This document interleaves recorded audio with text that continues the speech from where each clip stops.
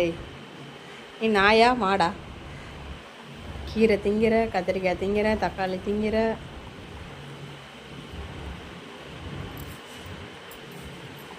ஐயோ ஐயோ, நீ மாடு தானே, நான் இல்லை தானே? சாப்பிட்றத பாரு. சவுண்டு வேற.